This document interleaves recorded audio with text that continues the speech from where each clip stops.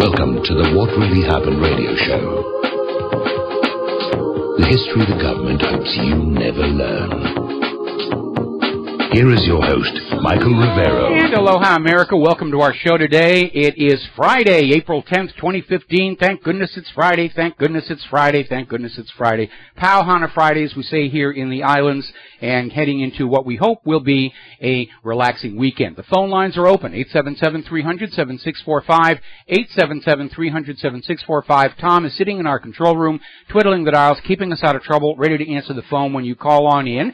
And quick little program note, the lovely Lady Claire will be joining us today in our third hour to share her unique perspective on current events here. And speaking of current events, if you're watching the corporate media, major storm activity across the Midwest, especially in Illinois, tornadoes coming down, hailstones the size of tennis balls. And I was watching one of the videos just as the music was playing on Fox, and those are looking like F3, maybe F4 tornadoes. So that is major problems, and more still to come. Of course, everybody is already out there trying to exploit this event for their own particular agenda. We've got some of the Bible bangers out there saying this is God's wrath for tolerating the gays, and then you've got others saying this is God's wrath for attacking and invading all those other countries here. And as usual, the carbon Nazis are already out there saying, see, this is what happens with human-caused global warming. Now, powerful storms are not proof of increasing temperatures. Storms are caused by a temperature differential between the warm ground and the cooler upper atmosphere.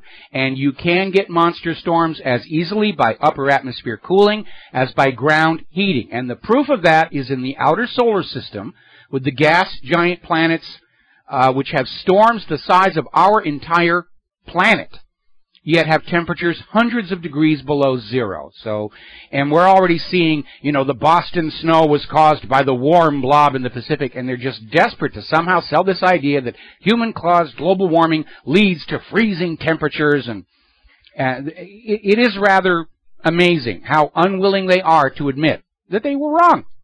They guess, and we know they're engaging in fraud. Now, getting on to more important news. As you probably heard on the SRN News Break, there is a wide gap opening up regarding the sanctions as part of the P5+1 deal, where Iran is saying the sanctions have to be lifted when the deal gets signed, and the U.S. insisting that the framework agreement calls for a phased lifting of sanctions whenever the U.S. government is satisfied that Iran is keeping their commitments. Now, Iran is saying the framework agreement doesn't actually say that. They're accusing Obama of having misrepresented the framework to the American people. And Iran would not have agreed to a phased manner, and they're perfectly justified in demanding the immediate lifting of sanctions, because all the way back when the preliminary P5+1 deal was signed, the U.S. government said exactly the same thing. We will start lifting sanctions when we are satisfied Iran is keeping their commitment. And the IAEA confirmed Iran kept their commitments under the preliminary P5+1 deal, and the U.S. did not ease sanctions. In fact, they ramped them up. So it looks like the reason Obama misrepresented the details of the framework is so he could turn around and say, this is not what we agreed to, and if you don't agree to this, there'll be no final deal. And Iran is not going to go for that because Iran knows from past experience the U.S. cannot be trusted. And they're trying to derail any chance of a final deal to open the door for a war to eliminate Iran as a regional economic rival to Israel, to impose a private central bank on Iran, to control which currency Iran's oil is traded for, with our kids, our sons and daughters in uniform, doing the fighting and dying to make Israel and the bankers happy. That's what's going on here. Now, a little bit of hidden history. The media is always out there showing videos of the people of Iran screaming, death to America, death to America. Oh, see, they hate us for our freedoms. No, they don't. And there's an article that we posted on whatreallyhappened.com. 7 things you didn't know the U.S. and its allies did to Iran. Actually, I knew of some of them, but not all. And Iran has just been this place that they want to pillage and own. Back in 1872, the founder of the Reuters news agency worked a deal with the leader of Iran to basically buy the whole place, all of its resources, all of its rail systems, its infrastructure. The deal was so unpopular, it had to be canceled. And then, of course, back in 1953, we know, and the CIA now admits, they overthrew the democratically elected government of Mohammad Mossadegh and installed the Shah in order to make Iran's oil available at below market prices to British and American oil companies. And the BBC helped them by sending secret coded messages to the CIA assets inside Iran when they were supposed to strike. And, of course, after that, helped the Savak, the Shah's secret police, deal with Iranian dissidents. And they basically taught them the same torture tactics the Nazis had used in World War II. And people don't forget that kind of a thing. Now, back when the Soviet Union was trying to get into Afghanistan, the U.S. actually formulated plans to use nuclear weapons in Iran, not against Iran. It was a little distinction they put out there saying, we're, you know, like they're doing with ISIS, we're not actually making war on your country, the problem just happens to be there. And what the U.S. actually planned to do was to use nuclear weapons to close the gaps in the mountains against a possible Soviet incursion into Iran, which wound up not happening. Now, in more recent memory, the Iranians remembered the U.S. funded Iraq $5 billion to build weapons of mass destruction to use against Iran in the Iran-Iraq war. Saddam Hussein was our proxy to smash Iran, get him back in line. And we're always hearing all the time, all of our politicians, we've got to destroy Iran, we've got to destroy Iran. You know, John McCain, bomb, bomb, bomb, bomb, bomb Iran. He thinks that's funny. And don't forget, the U.S. military, the USS Vincent, shot down an Iranian passenger jet, killing 290 people. And then tried to say that somehow it was all Iran's fault. Now, the real issue about Iranian nukes is not that Iran is going to attack anybody else, because Iran is not in the habit of attacking other countries. What Iranian nukes do is make it difficult, if not impossible, for Israel or the U.S. to attack Iran. That's the real reason for not wanting them to get armed. We've already seen them so far. The U.S., you know, invades all these countries that don't have nuclear weapons. They want to go after the easy pickings, the weak ones. Even the mightiest lion prefers an elk with a limp. And that's what this is all about, keeping Iran helpless for an eventual invasion. All right, we got a bunch of callers on the phone here. We're going to grab Pete in Montana. Aloha. I may have to take you through the commercial break. What's on your mind? It's Keith. Hi, Mike. Hi, you Keith. Should become a ham operator. You should become a ham operator and talk about the weather all the time. Yeah. In my copious free time, you know, lots of things I'd like to do if I had money and time. You know, I'm still trying to come up with the means to, you know, finish that AR-15 lower 80 that somebody sent me. Yeah, there you go. Hey, anyway, I had a comment about one of the articles posted on your, I'm not sure whether a member posted or not, but it was about the rectal hydration there of the prisoners in Gitmo. Yes. And I was looking up some information when I was going through all this, well, like this Lyrica lawsuit that happened in 2012, where they're doing all this off-label prescribing, which included the same thing that Claire was on and I was on. But anyway, in doing that research, I found two articles. One was on the Atlantic.com, and the other one was on New York, New York Daily News. Keith, I'm going to have to put you on hold here for about 4 minutes. That's fine. We got to take a break for commercials. Don't hang up. I'm going to put you back on hold, and we will be right back. Aloha, America. Welcome back to the show. And listening to that last commercial, kind of a bit of irony, because Fox News is running a story about Art Laffer is proposing a flat tax plan where everybody is going to pay 11% across the board. And, of course, the rich people are going to be pouring donations into the opponents of that, because if there's one universal in political donations from the rich people, they're going to give their money to those who are going to make them even richer than they already are. We're going to go back here to Keith in Montana. Aloha, Keith, what's on your mind? Okay, anyway, I just wanted to say where our tax dollars have gone. That's the only time I'll use pluralism in the use of our. But anyway, these two psychologists, Dr. James Mitchell and Dr. Bruce Jensen, were paid $81 million to design the program of this torture. And this included getting detainees to stand on broken limbs, rehydrating via the rectal tubes and the standard, versus the standard IV. $81 million. Anyway, they could have saved a lot of money just by going back and reading the journals from the Inquisition and Torquemada, because that's all old stuff. There's nothing new there. Yeah, anyway, the article I thought was really interesting because it went on talking about how these same doctors there, how they've had to swear their Hippocratic oath. And there's a couple footnotes in this about the oath betrayed America's torture doctors. And then there's another article that the one I was talking about in the New York Daily News there where it says the use of doctors in war on terror torture violates professional ethics. And that's really interesting there when you look at exactly what they're doing. In Gitmo, God knows what else these other black prisons they have around the world here, But I just think that this is really interesting here about the panel that was formed about the ethics and what they're doing to prisoners.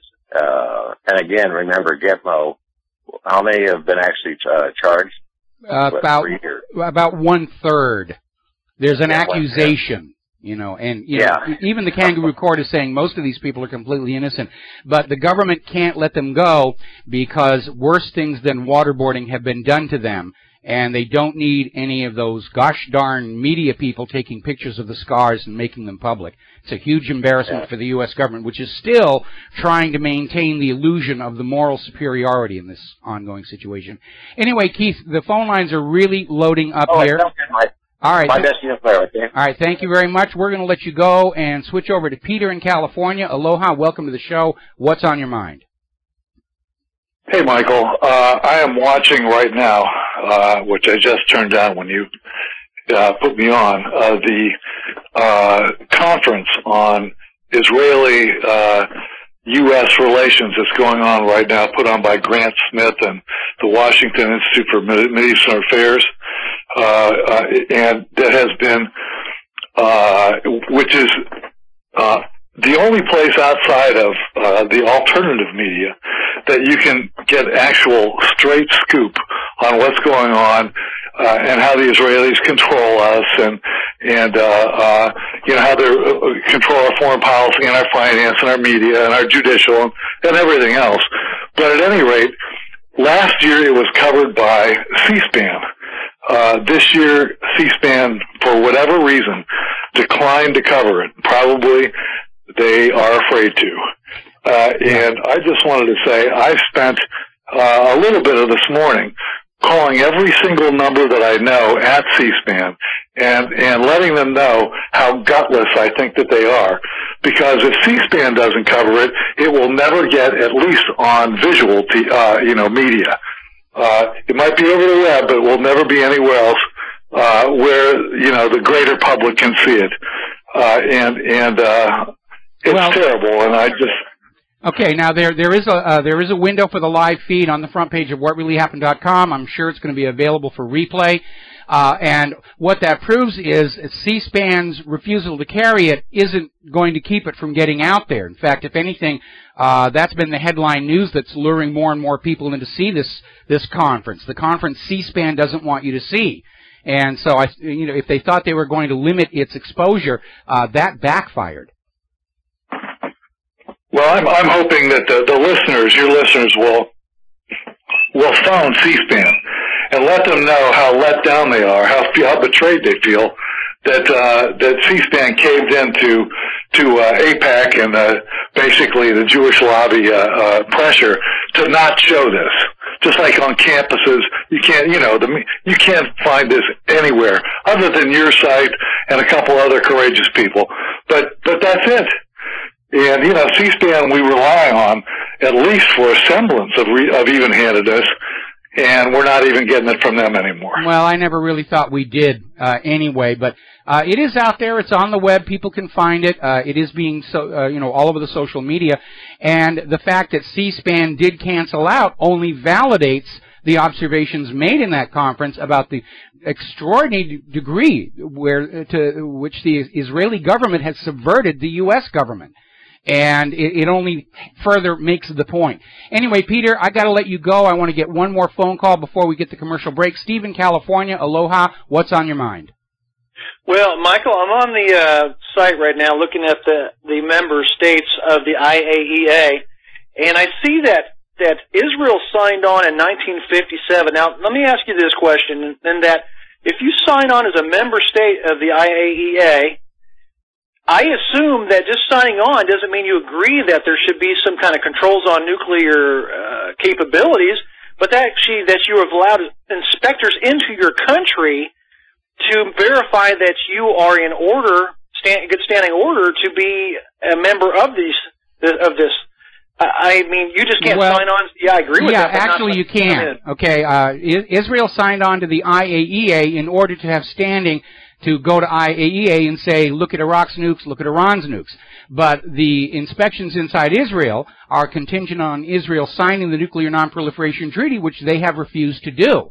And they refuse IAEA inspections. They only ever allowed one inspection of Dimona, and they literally built a false wall inside the building that's over the bomb factory to hide all the elevators and everything, and they just literally held everybody's hand and walked them around and said, see, it's just a research reactor.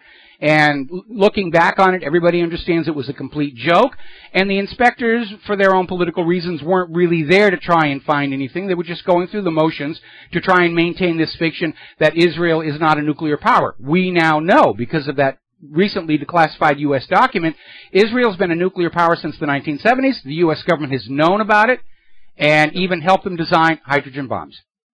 Well, you know, based on that, then they should be expelled as being members of that if they're not willing to agree to the same stringent requirements of all other countries. They should be expelled from the IAEA. The problem is Israel's attitude, institutionally, politically, culturally, is they are above everybody else and the rules don't apply to them. Look at this issue about a right to exist. Israel's always demanding you recognize our right to exist, but they won't recognize the right of anybody else to exist. And it's that double standard and hypocrisy that is the root cause of all the bloodshed for the last several decades here. Anyway, Steve, well, that's also why they don't have any following in the world, why nobody respects it. Yeah, and we got to let you go and take a break for commercials. Thank you very much. We'll be right back.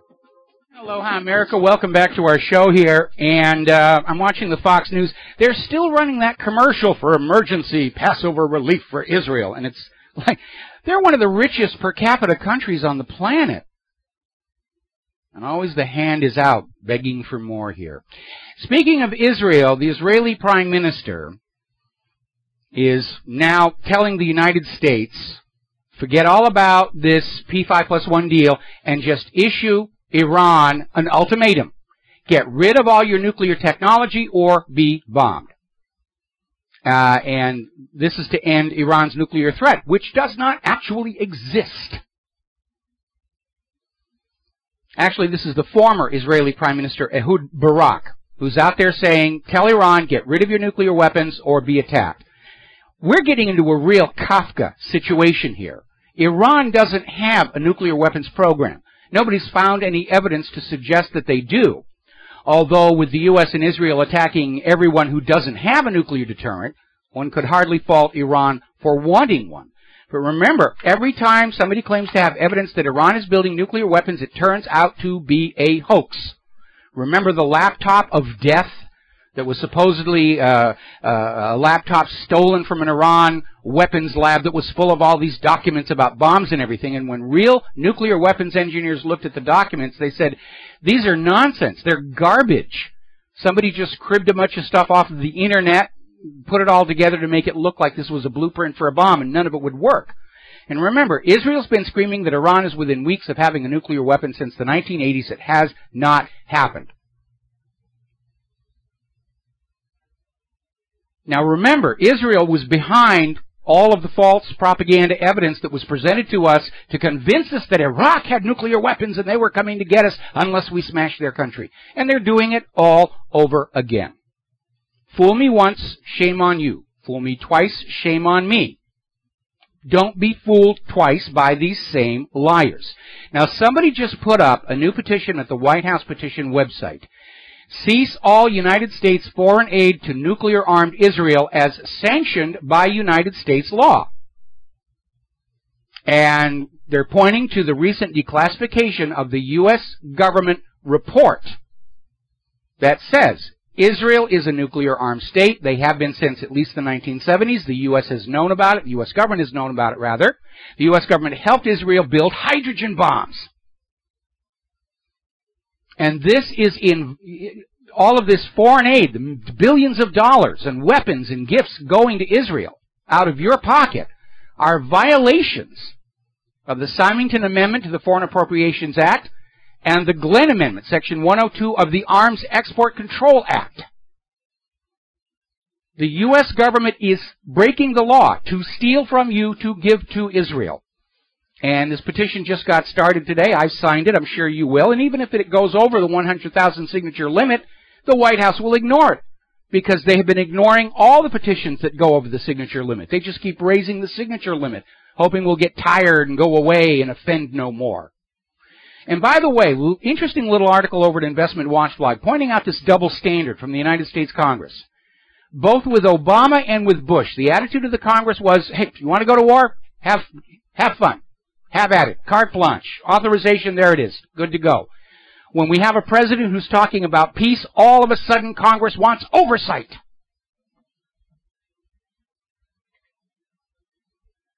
Anyway. Now, over in Iran, they just launched this year's version of, in fact, it's the second International Holocaust Cartoon Contest. They've had entries, hundreds of entries from all over the world.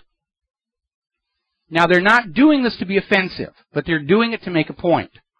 Because when Charlie Hebdo was putting all these cartoons out that were offensive to Muslims, it was claimed to be freedom of speech. And Iran is basically doing a sauce for the goose, sauce for the gander. If making fun of other people's beliefs is protected freedom of speech, we're going to go ahead and do that. Because we're seeing this hypocritical double standard. Even in France, where the Charlie Hebdo attack took place, freedom of speech means you can put offensive cartoons about Muslims or Christians. Remember, Charlie Hebdo put out some really offensive stuff about the Pope and Jesus. Oh, that's protected free speech. But by golly, if you say anything bad about Israel, that's hate speech. That's got to be controlled.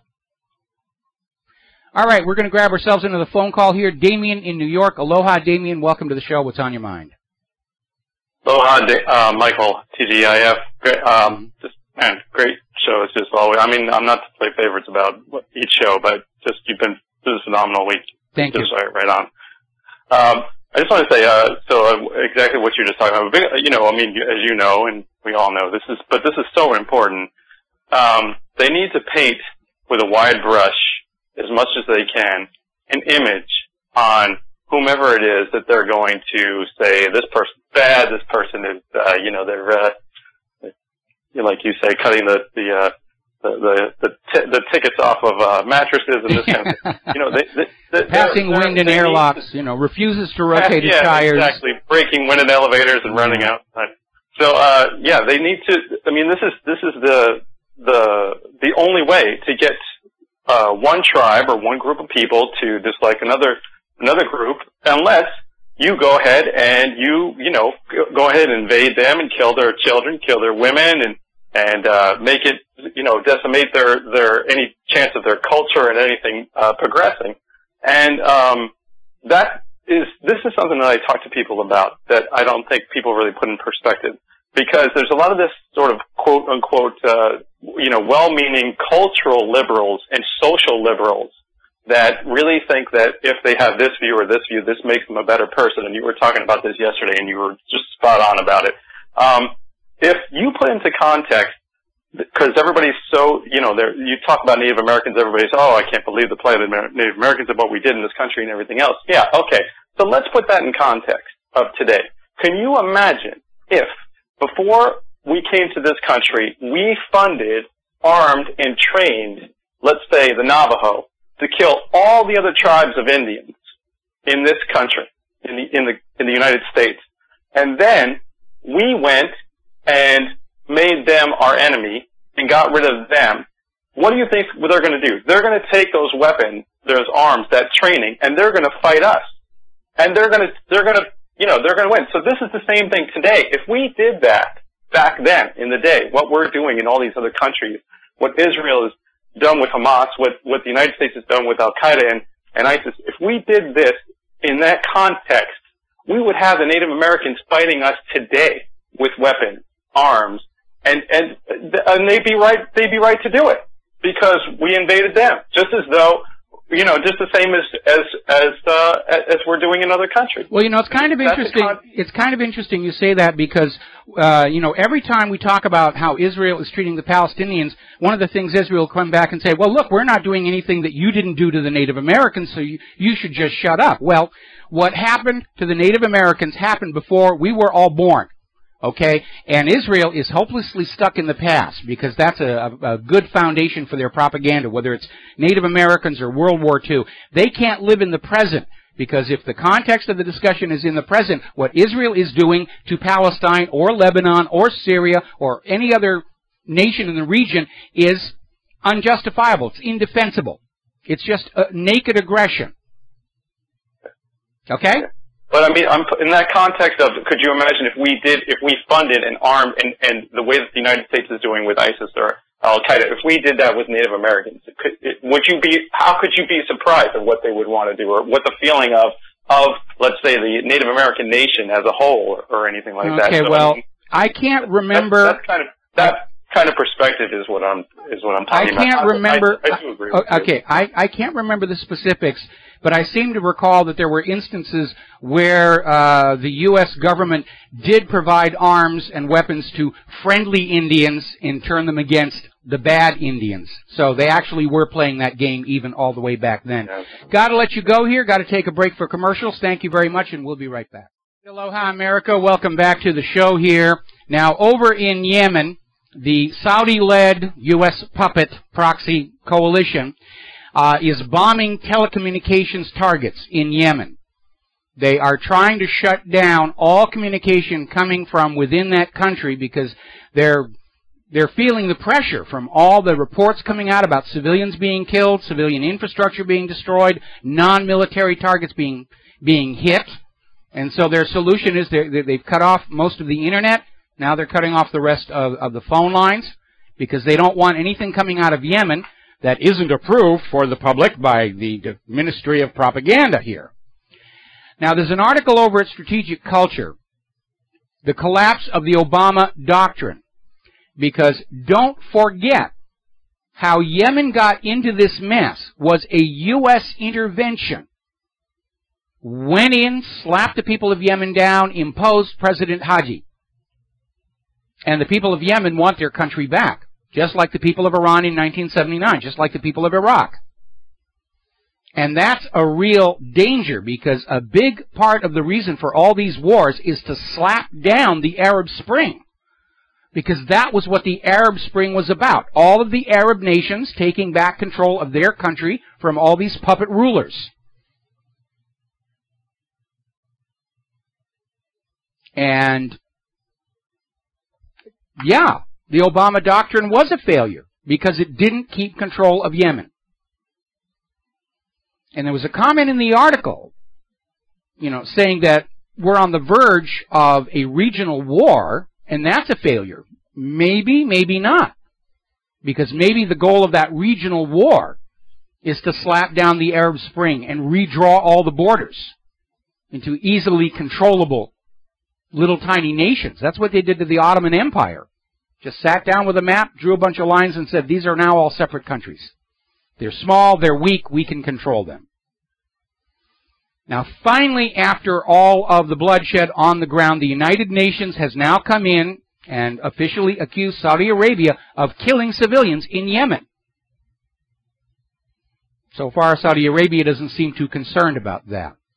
Over in Great Britain, there are protests going on there, not to provide any more weapons to Saudi Arabia with which to kill civilians in Yemen.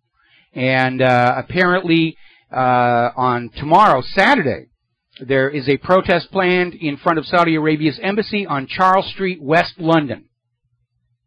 And if anybody listening to this goes to that, please send pictures. I want to post them.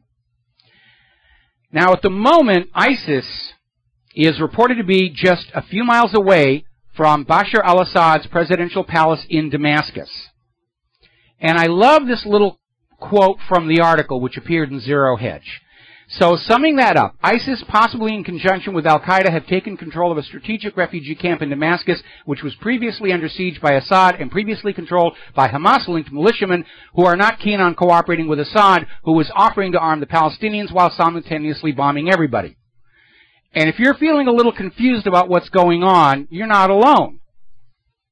Because this whole conflict of trying to arm everybody against everybody and getting them to kill each other off has just degenerated into ultimate chaos and confusion.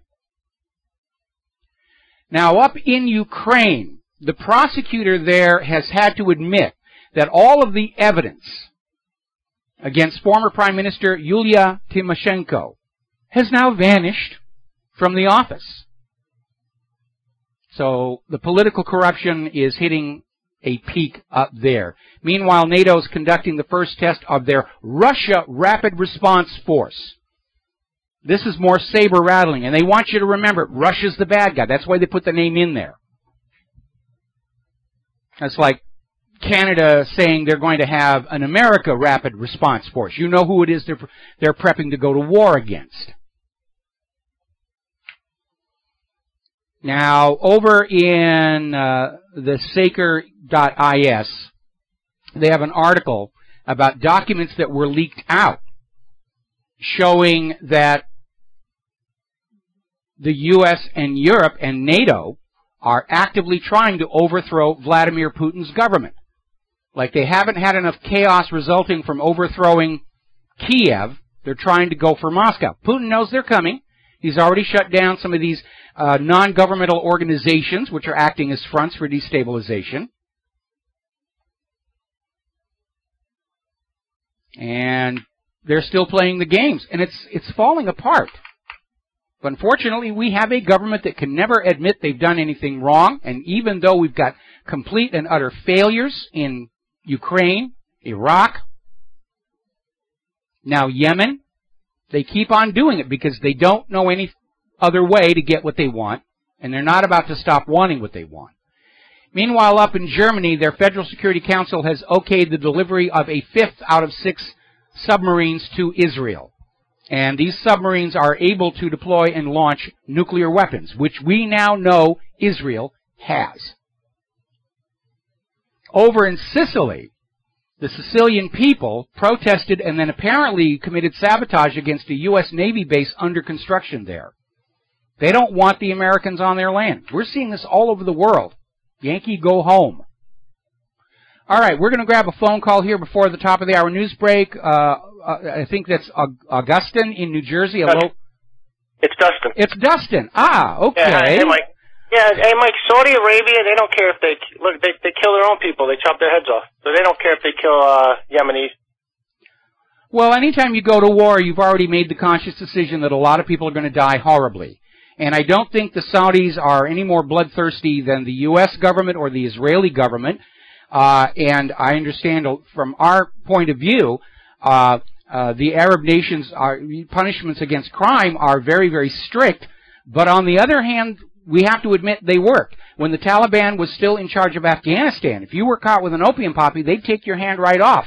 And Afghanistan was pretty much opium-free until the U.S. invasion, and now, of course, the poppies are blooming, there are bumper crops, and cheap heroin once again floods the streets of the United States of America. Iran just executed their richest citizen for bank fraud. And everybody's saying, oh, that's horrible, that's horrible. I don't know. We need some of that here. Every time some Wall Street sharper, defrauds the government and the people, he gets a bonus. And Mike, Saudi Arabia won't win in Yemen. Yemenis people, that's a warrior race, like Afghanistan. Yes. It's going to be a graveyard for them. When they come in on the ground war. Now, nobody can win a war from the air. That was the lesson of Vietnam. They're going to have to come in on the ground, and at that point, the people of Yemen have the home court advantage. They know the territory. The Saudi troops, the mercenary troops don't. And remember, the people of Yemen are fighting for their homes and loved ones they can look and see with their own eyes, and that gives them a tremendous psychological advantage over these troops who are there for a paycheck. Yep, that's an incentive, defending your homeland instead of, like, getting sent for something that, like, what are we doing here? Absolutely. All right, thanks, Mike. All right, we're going to let you go here, and before we hit the news break, apparently John Kerry has had a meeting with Cuba's foreign minister. This is the highest level diplomatic meeting with Cuba in more than 50 years, proving that the U.S. knows how to carry a grudge against a little tiny nation that won't do what it's supposed to do, that kicks out the U.S. puppet ruler. That's what this has all been about. The U.S. had a puppet ruler down there, Batista. The Cuban people kicked him out, and the U.S. said, we're going to blockade you and boycott you, and we won't talk to you anymore until you let a U.S. puppet back in. Well, that's now fading away, and I don't think it was out of any act of generosity of the U.S. government. I think it was to forestall the possibility of Russia having a potential base really close to the United States of America for the coming war. So they're trying to think ahead. They're making nice with Cuba, and hopefully we'll have some nice Cuban rum in the stores very, very soon here. Meanwhile, the Summit of the Americas is underway, and Miguel Tinker Salas is saying that the U.S. agenda is a rehash of an old one. Free trade agreement, this time called the Trans-Pacific Partnership. NAFTA on steroids. The goal is to prevent Latin America from integrating, to keep them separate, to keep them quarreling with each other, to keep them easy to control. And yes, that's the game the United States has been playing in South America for decades, just as they've been playing it in the Middle East. Meanwhile, Deutsche Bank is on the brink of the biggest ever LIBOR rigging fine, more than $1.5 billion. We'll be right back after the news. Aloha, America. Welcome back to our show. Hour number 2. The phone lines are open, 877-300-7645. Tom is still in our control room, ready to answer the phone when you call on in. We're talking about the economy, and obviously Greece continues to be a major area of concern. Now, Greece succeeded in making the required payment to the IMF this week, and apparently Russia did, in fact, help them achieve that, help bail them out. And that's another way where Russia's trying to keep things calmed down. They're being very generous, and the U.S. doesn't like that very much. Now, inside Greece, Varoufakis is starting to make noises about distinguishing between legitimate borrowing obligations and odious debt.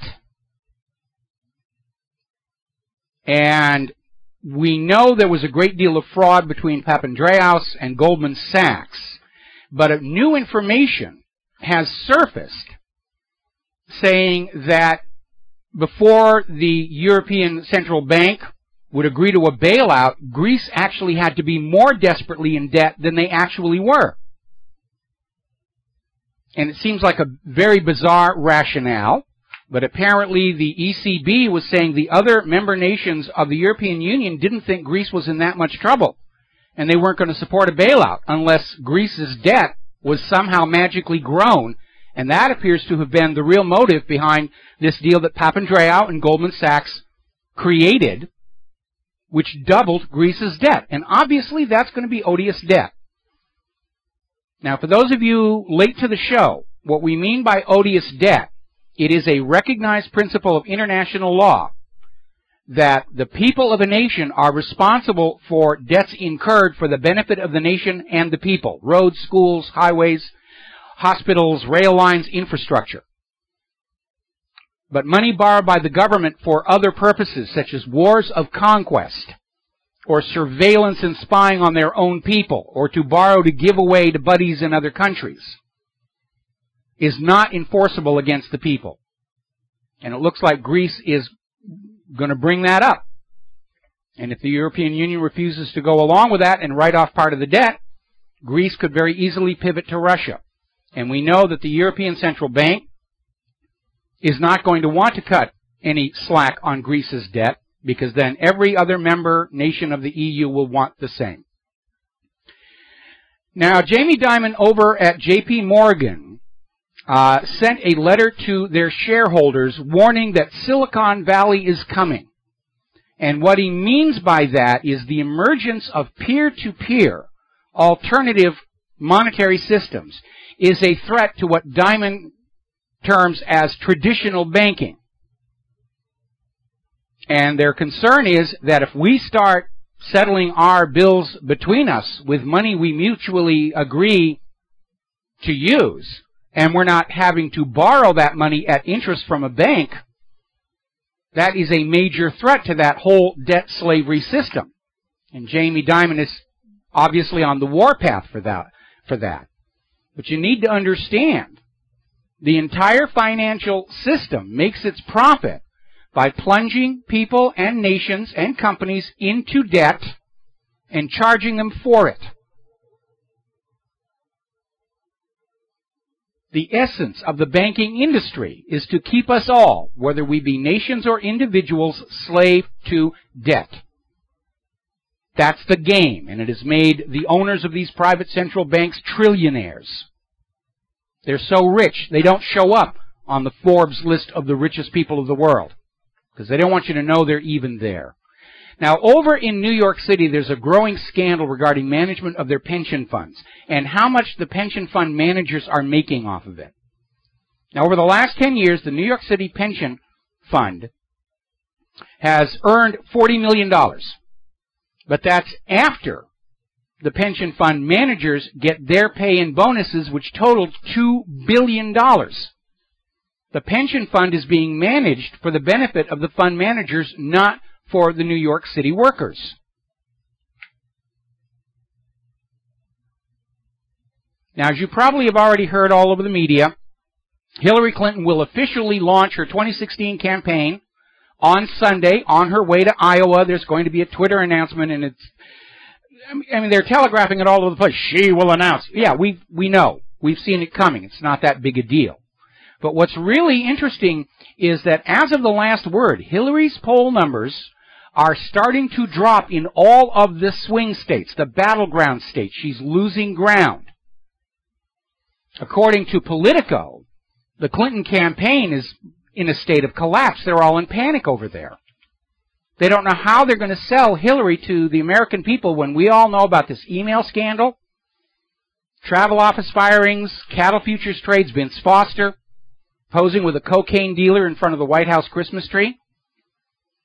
And Hillary's arrogance was on full display in her press conference about this email scandal. Here's some paper copies of the email. I formatted the server. That's it. It's old news. You don't need to know. That kind of arrogance does not go across very well to potential voters. Now, over in Rand Paul's camp, his lawyer is issuing cease and desist orders to TV stations who are running an attack ad against him from a group called the Foundation for a Secure and Prosperous America. And their Rand Paul campaign is claiming that the commercials are deceptive and that they contain false statements, which is kind of the normal for political advertising. But Rand Paul's lawyer is trying to get these commercials pulled off the air. Which leads us to this flashback here. You remember the time when Rand Paul tried to get Abby Martin fired from Russia Today? I mean, if he's this aggressive against the media as a candidate, how will he be as president? Now, speaking of scandals, the IRS scandal is back in the news once again. Judicial Watch continues to dig into this mess, and they have uncovered documents directly linking Lois Lerner's targeting of Tea Party, conservative groups, and dissidents to pressure brought to bear on her by Senators Carl Levin and John McCain, who both urged the IRS to target conservative groups in the wake of the Citizens United decision. We've got to protect the big money because we're all getting the big money.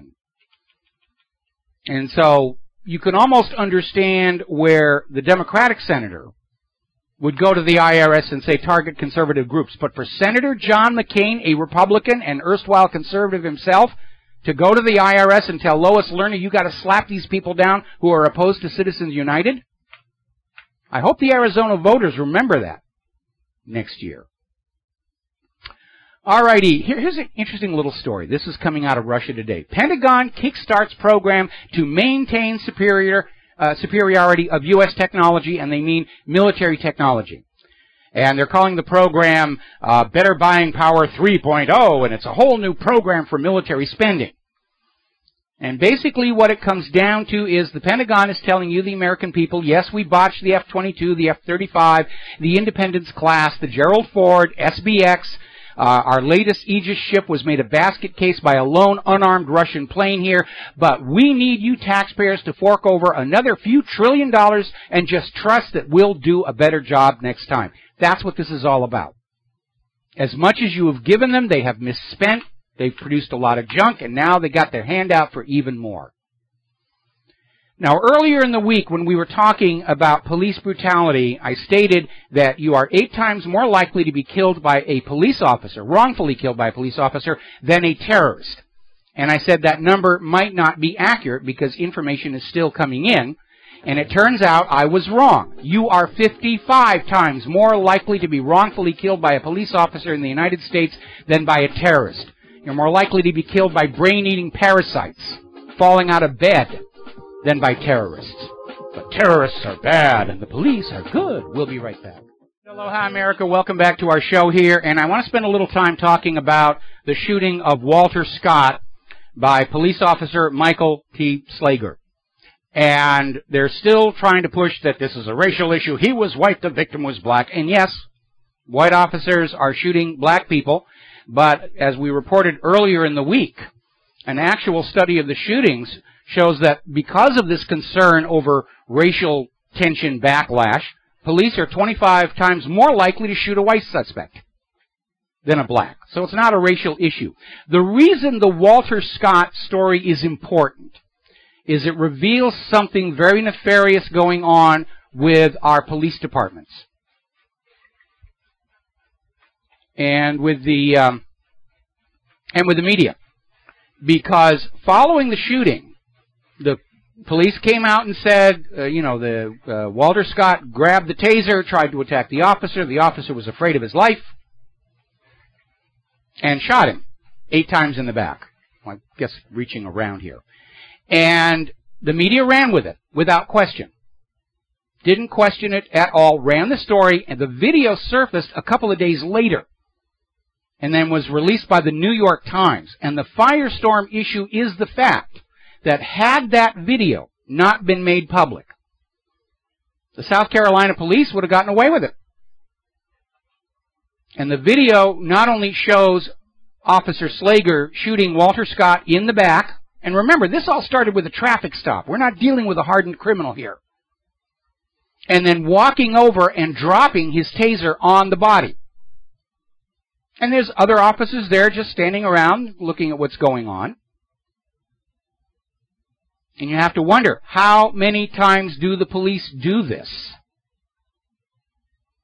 And as it turns out, there was an interesting video that we put up on whatreallyhappened.com, an interview of a police officer, trainer, and in the video he says the police are trained to justify a wrongful killing by saying, I was in fear for my life. And they're trained to do that. Shoot somebody, just say you were afraid for your life. Put a throwdown gun on them. That's a common police trick to do. And when I saw this video, the first thing I thought of was this segment out of South Park, where they're going out hunting. But because of the hunting rules, they have to be afraid of their lives. And so they say, oh my gosh, it's coming right at us. And then they shoot the deer or the bear or the beaver or whatever else it is. And it's funny in South Park. But it's not funny when you realize the police are being intentionally trained to use that same dodge to gun down non-threatening human beings. And the question has to be asked, how often does this happen? Where the police just gun somebody down? Now over in Texas, reporting from WFAA, woman 9 months pregnant and handcuffed. punched by the police, and she's screaming, "I'm pregnant, I'm pregnant, I'm pregnant." And what's really interesting is the police were there supposedly because there was a domestic dispute, and they heard about that from one of the children's school teacher. See, the U.S. government has succeeded in imposing the Nazis' tactic of turning everybody into a snitch on everybody else to keep us isolated from each other. We don't dare talk to anybody about anything because the Gestapo is listening to us. It's not working, but that's what they're trying to do. There wasn't really a justification for the police to be there, and the video caught them punching a pregnant woman. 9 months pregnant. So, let's see, another story over here from the Daily Sheeple. World's worst cop admits to quotas, falsifying charges, and extorting the poor. The police are out of control. There was that story coming out of California where apparently this guy stole a horse, and you know what we do with horse thieves in this part of the country. And the police caught up with him. He fell off the horse, which shows he wasn't a very good horse thief. The police tased him. He's on the ground, knocked out by the taser. The police pile onto him and beat him for a solid minute, captured on video, including kneeing him in the groin.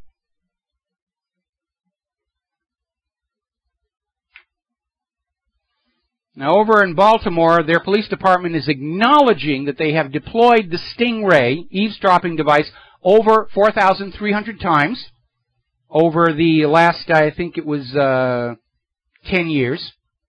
This comes out of a report in AP, and says they have been told by the FBI they're not allowed to share information about the device or what it does from the courts. They literally have to sign a non-disclosure agreement to get access to this technology, and the FBI has actually told them, before you expose what this device is and does, just cut the guilty loose. I would rather have the guilty released on the street than for people to find out the extent of what this Stingray device can do. Now, a little bit of good news. The governor of New Mexico, Susana Martinez, just signed a bill that abolishes civil asset forfeiture in the state of New Mexico. And that means if the police stop you and you've got $3,000 cash in your pocket, they can't just take it saying, "We think you may be a drug dealer." It's a good start. I imagine there's going to be a great deal of opposition and pressure put on Susana Martinez, because too many police departments across the country have now become hopelessly dependent on civil forfeiture to pay their bills, because all the tax money is going off to Israel and Wall Street and the war machine. Now, speaking of Israel, London's Camden Council is in the forefront of censoring criticism of Israel. And apparently they are going around to websites and demanding certain articles and comments be removed. The official policy is that any criticism of Israel is anti-Semitic. No, it isn't. We're not criticizing Israel for being Jewish. We're criticizing the actions of Israel's government. And the greatest fraud Israel's government has perpetrated on the rest of the world was to say that criticism of Israel is anti-Semitic. That would be like trying to excuse what Hitler and the Nazis did by saying you're just being anti-German. Hitler didn't do anything wrong. You just hate the German people. You're being anti-Aryan. You should just shut up. That's exactly what's going on here. Anti-Semitism is hating somebody for being a Semitic ethnic group, which also includes the Arabs, I might add. What we're criticizing is the actions of a few individuals in a government, and there should be no protections or limits on such criticism when they so richly deserve it. Also getting a note, apparently the Department of Defense is blocking millions of computers under their control from viewing alternative news, which I guess includes me. Got to take a break for commercials. We'll be right back. Aloha, America. Welcome back to the show here. We're talking about all this spying that's going on in our country. And apparently members of Congress have been taken aback by just how many of these different spy programs are going on. And so a Senate Oversight Committee is now compiling a secret encyclopedia of surveillance programs. So they have the whole list. And weren't they supposed to already know all along? I mean, there's a failure of oversight right there, and we're talking about the Senate Oversight Committee. And they didn't know what was going on. They didn't know what the NSA was doing, what DEA was doing, DIA, CIA, FBI, and certainly the NSA. Now, in less than 60 days, Congress is going to be facing the decision whether to allow the NSA to continue the mass surveillance program or not. And as of today, over 30 civil liberties organizations have launched a nationwide campaign urging people to call their members of Congress and say, this must stop. And I support this, and I urge you to do the same. And just tell those members of Congress, all the representatives and 1/3 of the senators who are rerunning for office next year, that if they vote to continue NSA spying, that will be a major factor in deciding who gets your vote. Now, the problem is, even if Congress says the spying should end, that will not compel the NSA, because the NSA has been operating outside the law all the way back to the 1980s, and the Echelon program. The NSA sees itself as being above the law. And at the very least, the government will be able to get up and say, well, look, we told them to stop, so you don't need to use your own encryption anymore. You don't need to take steps to protect your privacy. Your privacy is now guaranteed. No, it isn't. Our privacy is not guaranteed until all of those NSA, FBI, CIA data centers are torn down and the computers and hard drives sold for surplus. I can always use a few extra hard drives around here. And everybody in those agencies who violated the Bill of Rights goes to prison.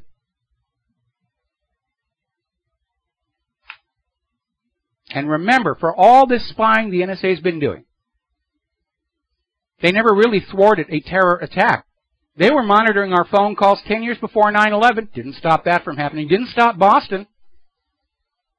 Of course, I view both 9/11 and Boston as government-staged false flags to keep us all afraid and clinging to daddy government. Save us, take my money, take my children. Just don't let the bad people get me.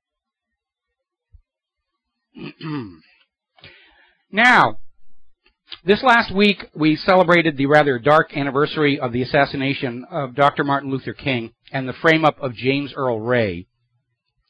And there was an interesting article that came out in the Daily Mail asking if the FBI covered up its KKK informant's role in the assassination. And there is a new book out that is reporting crucial documents regarding what actually happened were destroyed,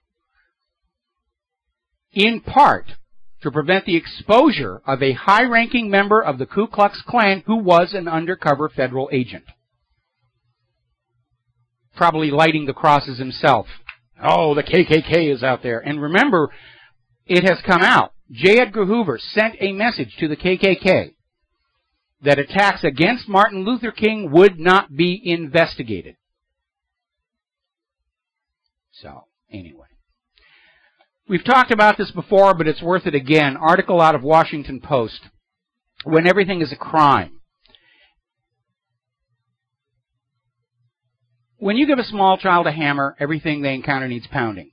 When you give a politician the ability to make laws, everything they encounter needs a law. And there are so many laws. We've reached a point where it's impossible to live your life without being in violation of something. And they're starting out this article about this, talking about this sort of inside game where prosecutors would sit around, they'd name a celebrity at random, and then just concoct reasons to indict him or her and take them to trial. Now, they didn't actually do it. It was just a game to sharpen their skills at being able to come up with something to prosecute people for. And they would use some of the more bizarre laws, like false pretenses on the high seas, injuring a mailbag, that's a felony. It's just a big game to these prosecutors. And they're absolutely immune to any feelings of remorse for people who are wrongfully convicted, such as James Earl Ray, Bruno Richard Hauptmann, and the Dzhokhar Tsarnaev. Up in New York, there's been another bit of a scandal. The New York Police Department arrested a woman for selling churros on the street without a license, and while waiting for backup to show up, they ate the churros. Oh, man. What, there wasn't a Dunkin' Donut nearby or something? All righty, over in Missouri, in the Pine Lawn Municipal Court in St. Louis County, there are 23,457 arrest warrants pending. That is about 7.3 per resident.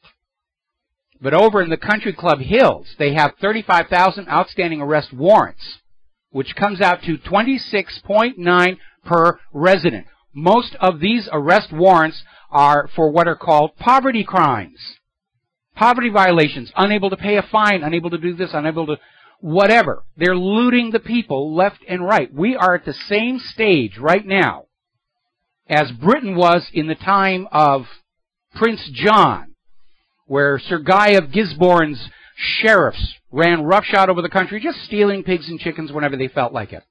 That's exactly where we are right now. And we're seeing the courts just absolutely deteriorate into lunacy. Story out of Raw Story. Judge puts child rapist sentence, cuts child rapist sentence by 15 years, saying he didn't really mean to hurt his 3-year-old victim. Let's all feel bad for him. Meanwhile, over in Florida, a woman is being charged with felony animal abuse for allegedly killing her boyfriend's pet goldfish in a moment of anger by pouring bleach into the tank. And yes, that's a terrible thing to do to a fish, but a felony charge for this woman on killing a fish? I guess goldfish are a higher priority for the courts than 3-year-old children. Now, good news out of Florida, their Senate has passed a bill that bans traffic ticket quotas, which doesn't really mean the quotas still won't exist, they'll just be unofficial. Because many of the places where it turns out the police were using quotas, it was already against the rules. But we've evolved to a situation where people working for the government feel the rules should not apply to them because they are, after all, the government. Civil servant has become civil master, and the rules are just for the slaves to have to obey.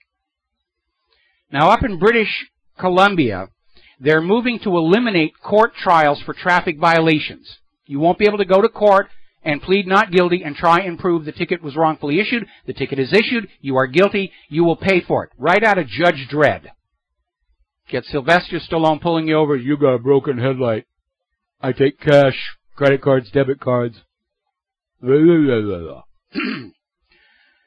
Barack Obama has restated that he has not given up on gun control for the American people.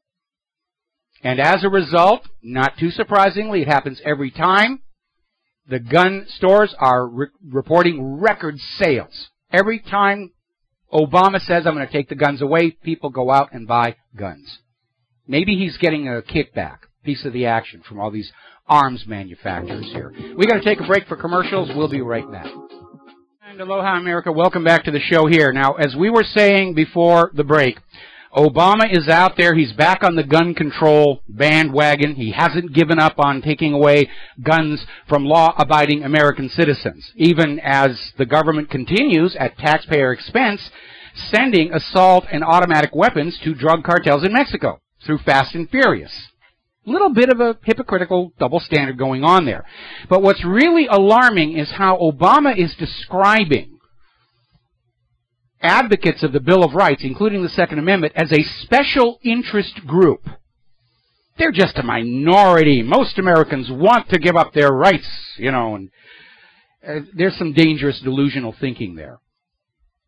And again, all these gun laws disarm the law-abiding citizen, and crime always goes up afterwards. Okay? Now, here's an example of just how crazy this gun-grabbing thing is getting. Guy by the name of Rick Bailey, disabled, retired software systems engineer, and he is a firearms collector.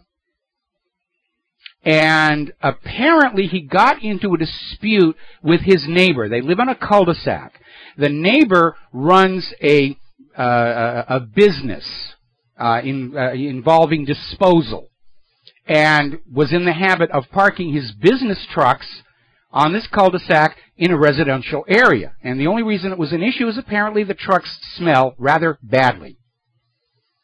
And so Bailey filed a complaint with the city to enforce the law that says you may not park commercial vehicles on residential streets. And in retaliation, the neighbor filed a complaint saying that Rick Bailey had threatened to shoot him, at which point the police showed up and confiscated Bailey's collection of 28 firearms, worth about $25,000. Now, very obviously, anybody looking at this situation is going to question the veracity of the claim that Bailey threatened to shoot the neighbor. Bailey has no prior arrest history or history of threats or anything at all. Any objective observer has to say that this was just the neighbor getting back at Bailey. But because the agenda is any excuse to grab the guns, that's what they did. Remember down in New Orleans, Hurricane Katrina, and the police were going around? They weren't searching for trapped people. They were confiscating guns. They're very, very worried that you, the American people, don't love them anymore. Now, Representative Rosa DeLauro, Democrat of Connecticut, is going to introduce a bill that will grant a $2,000 tax credit if you turn in an assault weapon. So this is how they use taxes to control you. Raise taxes to the point where you can't pay them, and then say, we'll cut you a little slack if you give us your guns. And forget all about that pesky little Second Amendment thing here. Alrighty, let's see. Over at the Veterans Administration, they've been hit with a class action lawsuit from a Vietnam veteran over disability benefits, and basically saying that paperwork has been held up so long, they're not getting the benefits they're supposed to be getting. And that's being complicated by another whistleblower who's come out saying that the records of veterans who have died while waiting for treatment, the records are altered and faked to make it look like they were getting treatment and care when they died. And for those of you thinking about signing up for the military because there isn't any other job out there for you, you want to think about this. Because all these people who went out there to fight these wars of conquest, and they come on back, and the way the Veterans Administration is handling it is they let you rot in your home and hope you will die and go away and not be an expense.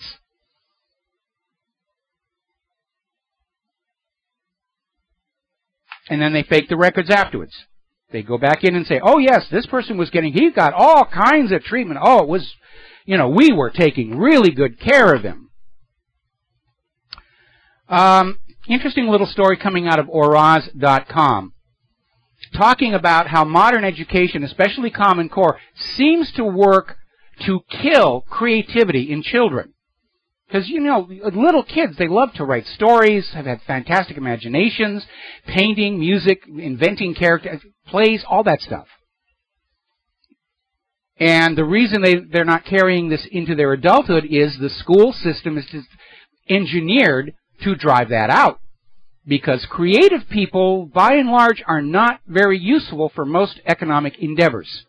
They don't want you thinking and imagining how things could be better. Just do your job, fill out the paperwork, take your money, pay your taxes, go home, do as you're told, and offend no more. Reminds me very much of a wonderful song by the late Harry Chapin, the Flower Song, about the little kid who goes to school and, you know, he's drawing flowers, and the teacher says, oh, no, no, no, they've got to be red and green, and they've got to be nice little neat rolls.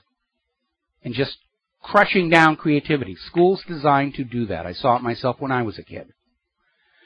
All right, now, we've been talking about how many people are killed wrongfully by the police in this country. You're 55 times more likely to be wrongfully murdered by a police officer than by a terrorist. But even the police can barely hold a candle to the issue of medical mistakes. Because in our corporatized medical system, it's the most expensive on planet Earth. It's something like 33rd, 34th in quality. And they do make mistakes. And there's been a new study, it's out in the Journal of Patient Safety, saying that as many as 440,000 patients each year who go to a hospital suffer some kind of preventable harm that contributes to their death. They make mistakes. These people are dying. 440,000 a year. May even be more. Maybe 500,000. But even at 440,000, that makes medical mistakes by the medical industrial complex the third leading cause of death in America after heart disease and cancer. And then if you do survive and make it out of that hospital alive, your Obamacare compliant insurance will say, "Yep, you're on your own. We're not covering anything. We're not here to take care of you. We're here to make money. Don't you understand?" The FDA is getting ready for hearings to regulate homeopathic medicines. In other words, those folk remedies that we grew up with, that our parents shared with us to take care of minor ailments ourselves. And the FDA is going to try and move to block those, like they've been blocking supplements, like they tried to block nanosilver, to make us all dependent on that same medical industrial complex that is killing 440,000 Americans every single year. Because the money has to go to the corporations, and you're not allowed to take care of yourself. You will be dependent on the medical industrial complex. You will be dependent on Monsanto for food. You will be dependent on the large corporations for gas and oil and electricity and food. And that's exactly what Great Britain was doing to the American colonies that led to the revolution. That's why they called July 4th Independence Day. They could have called it Liberty Day. They could have called it Freedom Day. Could have called it Day We Kicked the British Out Day. But it was called Independence Day because it broke that enforced dependency from the British Crown that said you will get your tea from the East India Company. You will only use currency loaned at interest from the Bank of England. All tyrants seek to create dependency among their populations. And that's what's going on here in this country. They want you dependent. Because if you're dependent, you are a slave, you can be controlled. That's why Jamie Dimon is out there screaming about alternative currencies, peer-to-peer, that are not borrowed from the banks at interest. It breaks our dependency on those banks. And without dependency, they lose control. The slaves are escaping. They're breaking free. We can't have that. All righty, let's see. I'm going to skip on down here because I'm running out of stuff here. California continues to press on with their new vaccination bill that says you will get a vaccine and you are not allowed any exemptions. By the way, little odd situation. According to the Journal of the American Medical Association, doctors are committing suicide way beyond the rate for the regular population. Male doctors are 70% more likely to commit suicide than other male professionals. Female doctors are 250 times, up to 400 times more likely to commit suicide than non-doctor counterparts. Are they prescribing themselves prescription antidepressants? I think that may be a factor. We'll be right back after the news. America, welcome back to our show here, hour number 3. And for those of you watching on BAM User, the gorgeous creature sitting behind me is the lovely Lady Claire. And the phone lines are open, 877-300-7645. Claire, what do you want to talk about first? Well, I'd like to start with 4 very interconnected situations. First of which, the Ukrainian tanks have started a massive shelling of militia position in the Donetsk Republic. Actually, it's against the entire East. Kiev came out and said the ceasefire is over, and they basically just launched a major offensive right in time for the Orthodox Easter holiday. Yeah, and for those of you who listen and who are Christian, this is the Eastern Orthodox Easter. So these people, instead of being able to go to church and worship comfortably, are probably hunkered down as far as they can be, the civilians. The other thing that I would like, couple of things I'd like to mention. Germany has just ordered 100 tanks to ensure troops are ready to respond to Russian assertiveness. Russian assertiveness, guys? That's please. The big lie. Yeah, come on. Russia's bad, we're good. Russia's bad, we're good. Now, the other thing that I want to mention is in the article that I read, and I'm quoting from, it did not talk about the delivery date of those tanks. But the sooner those tanks are delivered to the German government, folks, I am very concerned that something really wicked this way comes. Well, it all depends on whether these are tanks that are already manufactured and sitting in a stockyard or a supply yard versus manufacturing from scratch. That would take a little bit of time. But I would imagine that probably the arms manufacturers have been cranking out product to have ready for immediate delivery at this point. We all know a world war is coming, and those who make money off of war, I'm sure, are making the preparations now.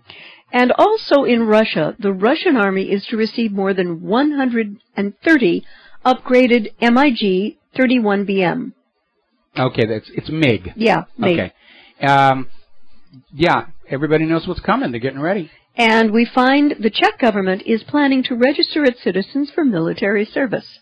So all of this stuff taken together, I am very concerned. It's not a question of if, but when we are going to see some real nasty military action going on in Ukraine and potentially against Russia. Well, it started in Ukraine. Yeah. I mean, Kiev basically said the ceasefire is over and they launched an immediate attack. And, of course, it's timed to basically, here in the United States of America, happen over the weekend so that by Monday it's old news and, oh, those gosh darn Ukrainians are killing each other one more time. But at this point, I would say there's going to be some effort to try and provoke Russia into some kind of a response that will then be seized on as the provocation to say, we are now at war with Russia, you're not allowed to use the ruble, and we'll be off and running. And it's like watching two locomotives approaching on the track, and you know they're going to crash, and there's not a thing you can do about it.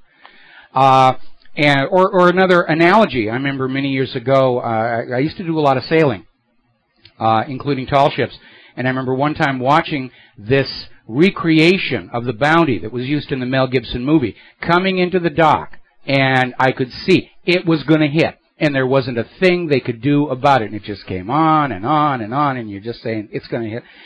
It's what it feels like right now. You can see all of these world leaders and these money junkies who see war as their best option, and they're moving forward, and they don't care what anybody else thinks about this. They're absolutely convinced that if they wave the flag hard enough that you'll fling your babies and your money onto the designated enemy. Well, what they're missing here is that after the debacles, which have been Iraq, Afghanistan, and Libya, the American people are, they're a lot more jaded about believing anything the government says. And right now, words that cannot be used in the same sentence with a straight face are truth and the American government, or integrity and the American government. If President Obama was to come to my door, knock on it, and say, Claire, the sun is shining where you live, I would be morally obligated to go outside and check. Take an umbrella. Yeah, exactly, exactly. Because you all know that human-caused global warming causes rain. They can't, they can't bamboozle us as much as they've been able to in the past, because people are really starting to embrace the alternative media and thinking for themselves. And that is something this government finds extraordinarily dangerous. Oh, they're very, very angry here. Yeah. And by the way, we're not the alternative media anymore. Okay. We're the independent media. Okay. The other guys, the ones with all the money, they're not the mainstream media anymore. They're the corporate media, because the mainstream is actually over here now. Yeah. We've got the lion's share of the audience and readership. Well, when you've got the truth and you've got the facts on your side, I mean, hello. There you go. Yeah, we cheated. Yeah. We've got the truth here. They've got to sell the lies. That's a lot of hard work. They deserve those $1 million salaries that those guys are getting. Yeah, right. To feed you all that bovine excrement. The next thing I'd like to go to is something wonderful that some of our military veterans are doing. They are targeting U.S. drone strikes in television ads. A group of military veterans is taking aim at U.S. drone strikes overseas with graphic TV ads, directly asking Air Force pilots to stop flying the unmanned aircraft, calling the operations immoral and illegal. And the first ads opposing U.S. drone operations ever shown on American TV, according to sponsors, which include the Veterans Democratic Club of Sacramento County and the Sacramento chapter of Veterans for Peace. The campaign is spearheaded by an activist website, knowdrones.com. The commercials are airing this month on Comcast in Northern California near the Beale Air Force Base, which is home to the Golden Hawk reconnaissance drones. And to all of the veterans who made this happen, who chipped in the money to make it happen, I have 3 words for you. God bless you, and I mean that from the bottom of my heart. These people understand both war and they understand law. And extrajudicial assassinations run counter to everything this country is supposed to stand for. It's just awful, Michael. Well, the U.S. government is using the drones for exactly the same reason as Hitler used the V-1 and the V-2. Mm-hmm. They're weapons of terror. Death strikes from above without any warning, 40, 50 people killed in a single stroke. And the idea is to try and destabilize the country from within, where the people go to their government and say, look, give the U.S. whatever they want to stop all this murder. And again, the idea that at least one of those 50 bodies may have done something like having bad thoughts about the United States, it really isn't a justification. Again, I know that you don't want to hear this, but in this world war, it is the United States that is the bad guy going in. And remember what Sun Tzu said in Art of War, wrote thousands of years ago. The side that has the moral law with them is the side that wins. And we don't have that. We're not a moral nation. We're not a moral military. We're just committing these unprovoked wars of aggression to conquer other nations, to extract their wealth, to try and prop up this pyramid scheme banking system. And with these assassinations having no legal due process behind them whatsoever, just being characterized that the alleged bad guy, Obama thinks, needs killing, this country is no better than one run by a dictator who decides to kill at will and doesn't mind all the non-combatants who will get killed or maimed for life in countries with no real medical care whatsoever. And this is an amazing irony about President Obama. He was formerly a lecturer on constitutional law, and it seems to me that he absolutely abhors and despises it, the way he acts. We have seen that for the last several administrations. Yeah. The federal government wants to break free of the limits of the Bill of Rights and the Constitution to do what they want to do rather than to do what we, the people, need. Mm-hmm. And this country was set up from the start to keep the central government weak and subservient to the people, and we have allowed that to slip away. We have to take a break for commercials for 4 minutes. We'll be right back. And aloha, America. Welcome back to our show here, and we're going to go ahead and take a phone call here. John in Barbados. Aloha. What's on your mind today? Hello, Michael. Aloha, Claire. Hello, Claire, John. I love that hairstyle. Maybe you could give the guy in the front seat there a few pointers. Well, thank you for the call there, John. Seriously, John, what's on your mind? I just hung up on him. I just dropped him. Michael, he was trying to tease, dear. Come on, be nice. John, call back in, and I'll take your phone call. But, don't do that. I mean, come on, be nice. All right, what did you want to talk to about now? The next thing I want to talk about are perhaps intended or unintended consequences, because apparently the Saudi naval blockade of Yemen is creating massive food shortages. I mean, Mike, this is a country that doesn't grow its own food. About 90% of it has to be imported, and virtually all of the wheat and rice, generally by ships. And as the Saudis... It's a desert. They sell oil, they get food in there, and the Saudis are now blockading the ports. I mean, that is a war crime to starve the civilian population, and that's why they're bombing all the telecommunications facilities. And a lot of the ports are controlled by the Houthis, by the rebels. So the situation is so dangerous and so evolving, most ships are just skipping Yemen outright. I could understand that. Oh, man, but food prices are rising dramatically, and at any cost. People are desperately trying to stockpile. They're afraid that there's going to be a long war. And I wish. It's gone crazy. Okay. Yeah. All right. John called back in. Okay. Aloha, John. We'll take your call here now. But do remember, I do have a drop button, and I'm not afraid to use it. So, John, what's on your mind? What's on your mind today? I've been looking at Ukraine, actually. Yeah. And since Minsk agreement, of course, the government in Ukraine, there's lots of infighting going on, and I think Poroshenko, after that massive defeat in the cauldron there in Donbass region, I think his only outlook now is to bring this government back together is for war, and I think that's what they've done. They've launched another war. Yeah. I seem to understand that it is the eastern Ukraine that has the manufacturing and actually has the money and the infrastructure to make it.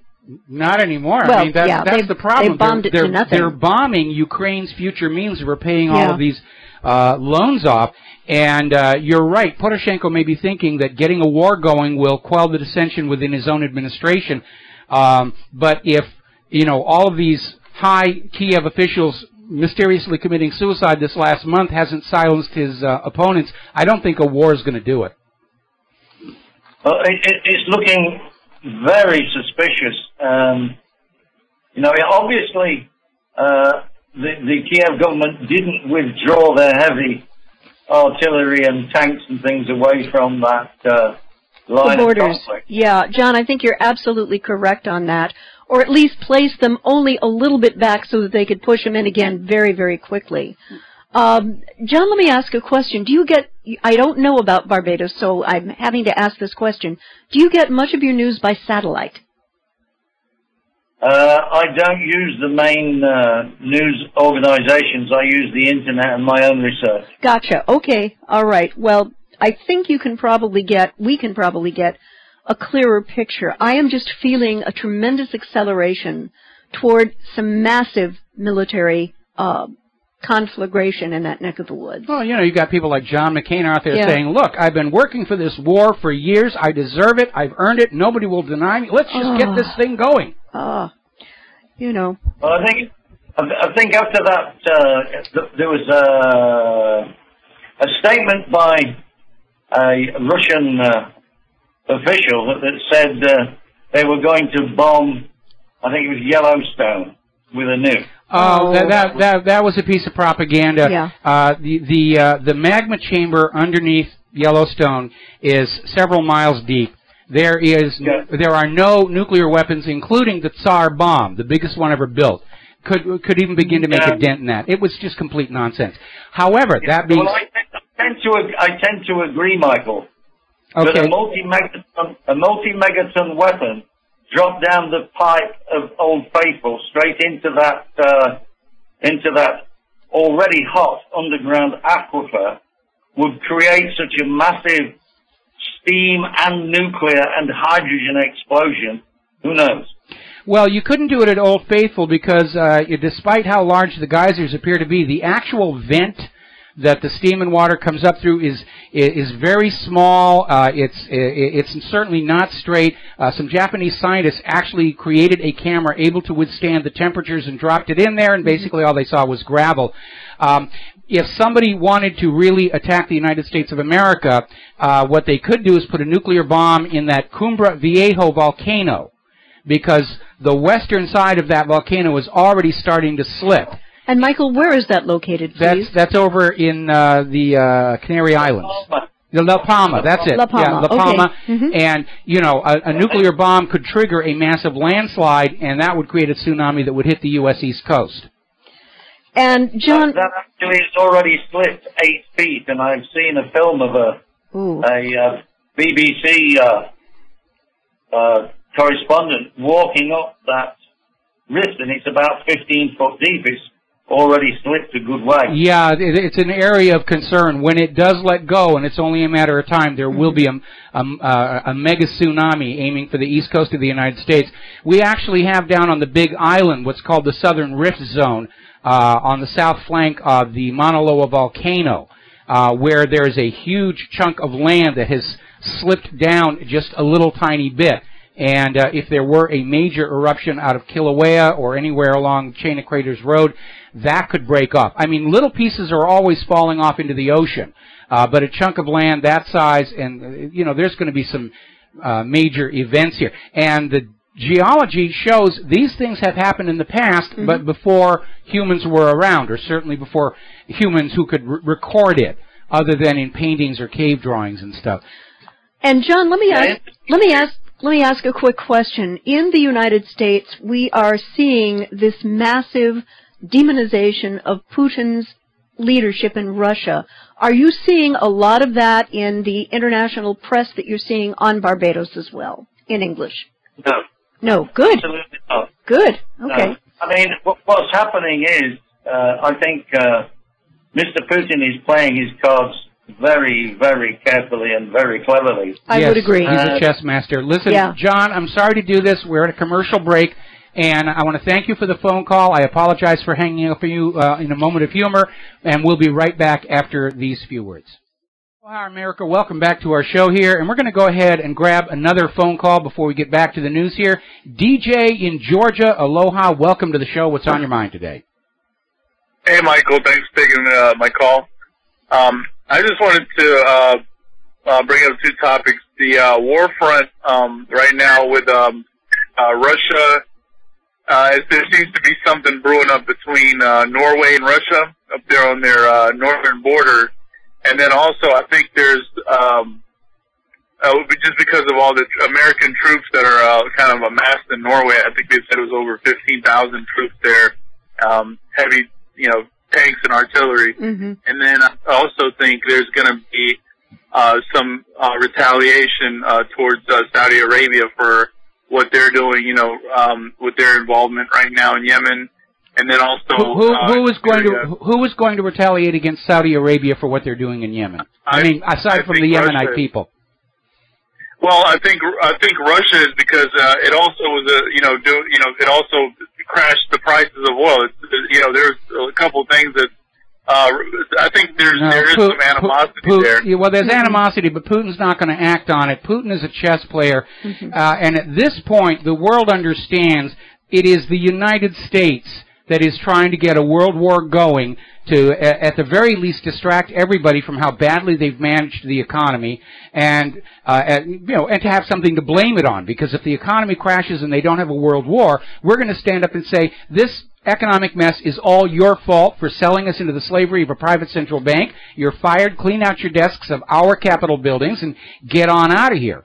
And the U.S. has a past history of using world wars to evade the consequences of these repeated economic disasters. Crash of 1907, World War I. Crash of 1929, World War II. Crash of 2008, here we are going into World War III. And you need to understand something. Prior to the creation of the Federal Reserve, there was no such thing as a world war. That's what's driving all of this, trying to protect that debt slavery system that holds all of mankind in its grasp. Right. And real quick, the other topic I had, and I'll hang up, is did you hear about there was a what believed power outage at the White House the other day? No one talked about it in the media, but they were saying that it could have been an actual EMP strike. Again, it was listen. It was pretty tough to get a White House. Come on. If it had been an actual EMP strike, it would have been uniform across a large area. These were small little substations and transformers shutting off, and as far as anybody can tell, it's because the power infrastructure in Washington, D.C. has been as neglected as the rest of the nation's infrastructure. It's just all falling apart. Water mains breaking, power systems collapsing, and again, because the government doesn't know how to fix any of this stuff, they're going to start coming out and saying, oh, it was Iranian hackers, it was a Russian imp, it was this, it was that. No, it's neglect. Our nation has been neglected by the federal government because they're just obsessed with doing what Israel wants them to do. They're obsessed with starting a new world war. They're obsessed with protecting the private central banks, and they have just allowed our nation to rot and corrode into just junk. And I don't know. I agree with that. I don't know how the highways are where you are, but our roads here on Oahu are just awful. Potholes, stuff you've got to try to steer around, and then they use the cheapest stuff to try to fix it, and it falls apart all over again. In just another couple of months. I mean, somebody at the University of Hawaii actually worked out that the dilapidated state of our roads in Hawaii, and by the way, even the National Transportation Administration says we've got the worst roads of any state in the United States. Somebody over at the University of Hawaii calculated that the deteriorated state of the roads is costing the average Hawaiian driver $600 a year in damage to the car that if the roads were in decent shape, we wouldn't have to pay. And we're seeing this all across the country. Yeah. The flood control systems aren't working. The water transport systems aren't working. And they're out there saying, oh, well, it's global warming. It's this, it's that. They're screaming about the California drought out there. What they're not talking about is how the government allowed the fracking industries to poison 2 of the largest aquifers in California with 3 billion gallons of fracking fluid. And that's why they can't use that water for either drinking or agriculture. But they're looking, it's global warming. So, we've got a government that doesn't know how to do anything useful, and when things go bad, they just look for something to blame it on and hope that we'll believe them. I agree 100% with you and Claire. All I'm saying is, if there was a confrontation, a direct one with Russia, I wouldn't suspect that anyone would cover it in the media. It would probably until it's really, really blatant. I think they would try to cover up the fact that there's, stuff going on behind the scenes where it's direct confrontation. But I disagree. I disagree, and the reason I do that is, first of all, Putin isn't doing anything along those lines. He calmed down Syria. He's trying to calm down Ukraine. He's trying to keep things under control. He does not want a global war. Nobody does except the United States and NATO right now. And if Russia were to decide to attack us, it's not going to be a little tiny imp attack against one city. It's just like when they were saying, Russia's coming across the border into Ukraine. There's a truck over there. Belongs to... No, if Russia was going to come across the border into Ukraine, it would be in force. And the same thing applies here. I agree. No. Mike, my Russia's not the bad guy here, okay? No. All right? I understand that, but what I'm saying is take this perspective is if there are 2 big boys in the fight, 2 big, in the party, what would happen is they wouldn't both start socking each other in the face. What would happen is somebody would step on someone's toes, someone would shove, someone would push them. So I'm just saying it could be that. I disagree.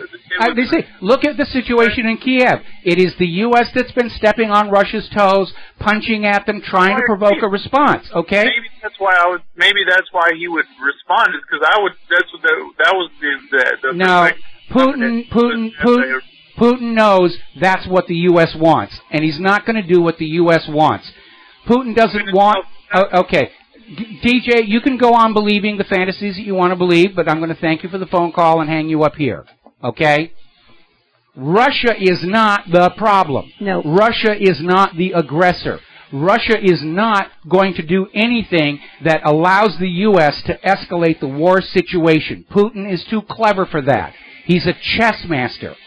And he's basically dealing with a government culture in the United States of America that grew up playing hearts or poker, where it's all about the bluff and the bluster. Mm-hmm. And he's too clever for that. He knows the U.S. wants to start a war with his country, and he's doing everything he can to prevent it from happening. That's what's going on. Okay, we've got about another minute to go. Is there anything that you got will fit in there? Very quickly, yes. It looks like we have callers on the line. Are you holding them over the break? Yeah, but these are going to be the last 2 callers because they're taking time away from you. Well, this is about Hillary Clinton. Yes. And right before her announcing, I believe on the 16th, that she is a Democratic contender for the office of the president. Actually, she's announcing on the 12th. Oh, on the 12th. Okay. Yes. All right, great. There was something very interesting that happened to her attitude toward Colombia.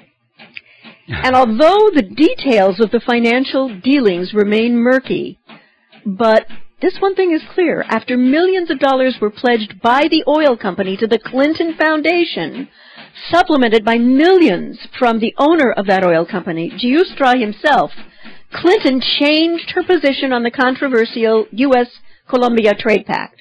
Originally, she opposed it, and then she said it was strongly in the interest of both Colombia and the United States. Okay. Interesting change of heart. Well, enough money will do that. We've got to take a break for commercials. We'll be right back. Aloha America, welcome back to the show here, and final segment of our Powhana Friday. We got 2 more callers on the line. We're not going to take any more phone calls after that. Going to try and get through them and let Claire have a little more time on the microphone. So, Dustin in New Jersey, aloha, welcome back to the show. What's on your mind? Hi, both of you. Yeah, I got to defend. I mean, I'm Ukrainian heritage, and Putin did nothing wrong. This is all going back to 2004, the Orange Revolution, and then you had the Sochi Olympics. Don't drink the water, toothpaste bombs, et cetera, et cetera. And then you had the Maiden. This is all orchestrated, and it's not going to work because Putin's got an 85% approval rating. So, you know, his people do respect him and appreciate him. You're absolutely right on that. And he's such a statesman that, look at Crimea, they all joined him up with him, and 99.9% of the Ukrainian Navy went to Russia and left the little rubber dinghy for Poroshenko. And, you know, I mean, you can see where this is going, though. You're right. I mean, war is coming. That's why Putin knows this. That's why he's moving his chess pieces around. You know, he has to. Yeah. You know, he's being forced into this war. This is a repeat of World War II, where Winston Churchill was all over the British radio in the 1930s saying, we will force this war on Germany if they want it or not, and that's what we're getting now today from Washington, D.C. We will force this war on Russia whether they want it or not. Also Iran and everybody else and everything. It is going to be, you know, the largest of the world wars. We're going to see a lot more people die, and that nuclear weapons will be used is inevitable. The only question is going to be if they're going to wait toward the end of the war or they're just going to go off and start using them right at the very beginning. And again, I'm looking at all this propaganda about a supposed electromagnetic bomb and the super bunker busters, and I think those are cover stories. They're going to go ahead and start the war with nuclear bunker busters, which do exist, and nuclear weapons, and they're going to say, oh, they weren't really nuclear weapons. There was this magnetic bomb, and there was this other thing. Anything else, Dustin? Yeah, all has to be done is a nuke dropping over Washington, D.C. and New York, and then it's game over for this country. That's it. You know, I mean, because, you know, you have the stock exchange there, and Washington, D.C. would be the leadership, so everything would be just, people would just be so, just not knowing what's going on. But it won't be Russia that drops that nuclear weapon because, first of all, the Strategic Command, National Command Authority, if Washington is taken out, the authority to launch a retaliatory strike falls down the ladder to the base commanders. I mean, and I know they're going back into Cheyenne Mountain, but I've got no reason to think that NECAP and the TACAMO planes are not still a major part of the Nuclear Command Authority. And so, you know, China, though. China's going to come and back Russia, so you're looking at, and then India too. So you're looking at, you know, not going after just Russia. You're going after China, which is I believe, to the right of them. And, you know, which side are you going to come from? You know, Germany? Germany ain't getting involved, so, I mean, we're going to come through Antarctica. You mean the Arctic. I meant the Arctic, yeah. Right. We already know. That's why he's building up that location. Well, there's huge oil reserves on the bottom there, and, you know, it's in Russian territorial waters, and that's why he's having to protect that. Well, we already know, once the U.S. gets the war going against the Russian ruble, they will pivot to China to declare war on the renminbi and the yuan, okay? Dustin, I got to let you go here. We're going to switch over to Mike in Tennessee. Aloha, Mike in Tennessee. What's on your mind? Hey, quickly, I love your show, first-time caller. Thank with you. This covers, yes, and in-depth, I can't say it enough. With the cover of going down here and meeting with the Castro government of Cuba and the EU representative going with Obama to the Caribbean, is the United States trying to shore up its position so where it can go and destabilize more of South America in its viewpoint of trying to get in a better position for this war that's coming, especially Argentina and Nicaragua, or to shore up its base? Give me your thoughts. I'm getting off the phone. Okay, well, fine. Thank you very much. I think what's going on, remember, not too long ago, Obama signed a presidential declaration that Venezuela was a threat to our national security. As of the start of the Trans-America Summit, or Summit of the Americas, rather, the White House had officially backed away from that. And I think looking at that and the way Obama is pushing for the P5+1 in Iran, I think he's realizing that the United States military is so exhausted, so drawn down, so fragmented, cursed with all this expensive junk, that they can't win war against the entire world all at the same time. So now they're trying to prioritize. Now, I think the U.S. went into Cuba in order to prevent Russia from having a forward base in the Caribbean. But I think Obama's strategy, or his advisor's strategy, is to sort of put South America on hold, put Iran on hold, and just go for the top of the problem, the ruble and the yuan. And then once those nations are under control, so to speak, they'll pivot back and just sort of pick up the leftover pieces around the rest of the world, which will include Iran and all of South America. They still think they can conquer the entire world and make all the world the United States of America under a single global private central bank. That's still the plan. Okay? Claire? Yes. Just a little humor at the end of the show, and I believe that our Attorney General, Eric Holder, needs also, before he leaves, to be in charge of the Department of the Government cannot possibly make this stuff up. Attorney General Holder is reminding staff members that the Department of Justice bars its employees from soliciting prostitutes even in countries where selling sex is illegal. And the memo comes after a DOJ Office of Inspector General reported late last month that agents with the DOJ, the DEA, had participated in sex parties believed to have been in Colombia between 2005 2008. It is believed that prostitutes attended the parties and were paid by the drug cartels. Man, if it gets any stranger than that, I don't know how. Yeah, how do these people get these cushy jobs? Lots of money, lots of sex, don't have to do anything. And paid for by the drug cartels that we are allegedly fighting with this war on drugs. I mean, holy well, I'm sorry, we have to draw a line. If the DEA is going to have prostitutes, they should be paid for by the taxpayer. I mean, I know it's kind of gallows humor to all who are listening, but I couldn't believe that this man actually had to say that to these employees of the DOJ. I mean, Michael, it is mind-boggling. Well, I think the only reason he was forced to say it was the fact that all these prostitutes were paid for by the drug cartels that, at least in theory, the DEA is down there to shut down. That's hysterical. We know that isn't what's going on. Yeah. The drug lords inside the U.S. government are being friends with the drug lords in the Mexican and Central American governments. They're giving them guns. Yep. The very same guns they're trying to take away from the American people are being given to drug criminals at taxpayer expense through Fast and Furious. I mean, it is that Alice in Looking Glass bizarre right now. And I think even as bad as it is, I think like the people of Europe, they're not going to know just how bad their rulers were until they're dead and gone, and historians are looking back and saying, wow, these people were really messed up. Yeah. You know, like Caligula or Nero. Yep. The Romans of those times didn't know they had insane rulers. They were constantly told they're close to the gods bless them, these are heroic people, and you know, of course all these years later we understand Nero was insane, Caligula was certifiable. And over time, we will find out the same about our own leaders. Not as much time because of the days of the internet media. We have about 2 minutes left. You got something short to fill in there? I think you can go ahead with your wrap-up. All right. Well, I've got one more story to share with you. Out in California, they have now passed a new regulation banning the use of lead ammunition for hunting for environmental reasons. And, of course, hunting advocacy groups, firearms groups are out there saying basically this is going to ban hunting. And a big part of the problem is that alternative forms of ammunition like tungsten bullets are going to wear out the guns very rapidly. They're going to be much, much more expensive.